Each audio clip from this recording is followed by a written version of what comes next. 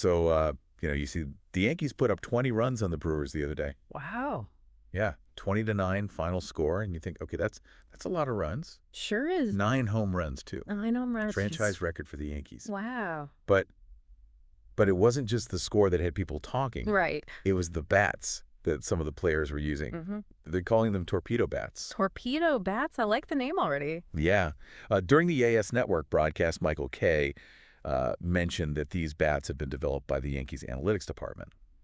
Interesting. And the big thing is this idea of redistribution of mass. Okay.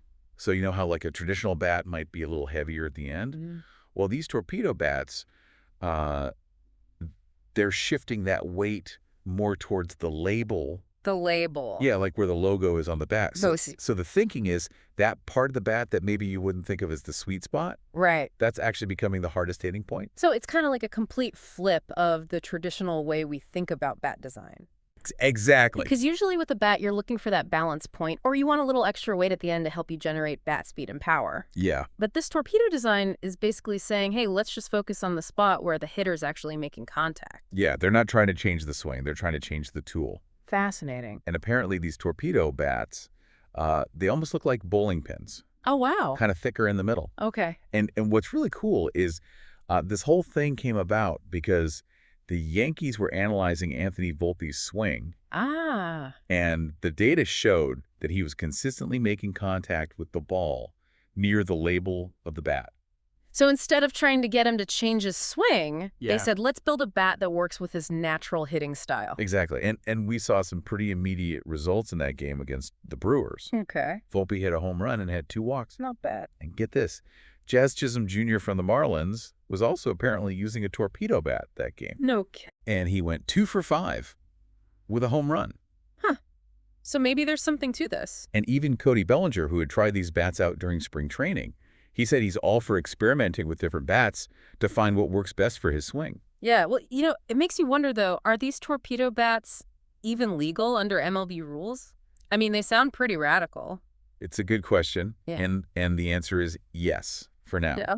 They meet all the current regulations for length and thickness and cup depth, and they're made of solid wood, which is obviously a requirement. Right. And apparently the Yankees checked with MLB before the game to make sure everything was above board. Well, that makes sense. I mean, I guess it shows how much they believe in this new technology. Absolutely. And it also kind of suggests that MLB is at least open to some innovation when it comes to equipment. Yeah. As long as it doesn't, change the balance of the game or make things unsafe. Right. And we actually got some more insight into the development of these bats from former Yankee Kevin Smith. Okay. He credited the design to an MIT physicist. Wow. And Yankees analyst named Aaron Leanhart.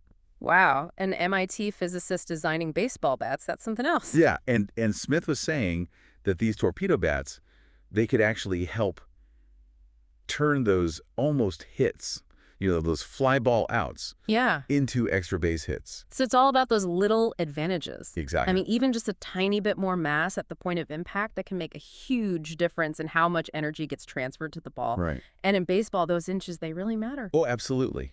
So, no, the big question is, are other teams going to start using these torpedo bats? I mean, you got to think they're paying attention. The Yankees have already hit 11 home runs in just 2 games. Yeah. And Aaron Judge, the reigning AL MVP, already has 3 of them. Right. So, yeah, other teams are going to be looking at that and saying, maybe we need to try this out. It's hard to argue with those kind of results. Right? Exactly. So is this the beginning of a new era in bat design in MLB? It's certainly possible.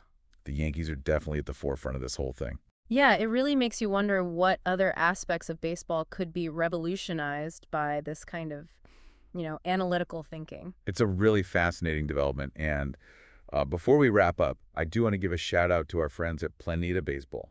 Absolutely. And a big thank you to Frank Pereiro for sharing the information about these torpedo bats in their posts. Yes, great stuff. It was really helpful in putting together this deep dive. Definitely. So if you're looking for more great baseball insights, head over to their blog on Planeta Baseball. You won't regret it. It's a great resource for any baseball fan. Absolutely. Well, that's all the time we have for today, but this whole torpedo bat thing, it's definitely something to keep an eye on. For sure. It'll be interesting to see how it all plays out. Absolutely. Thanks for listening. It's been a pleasure. And we'll catch you next time. See you then.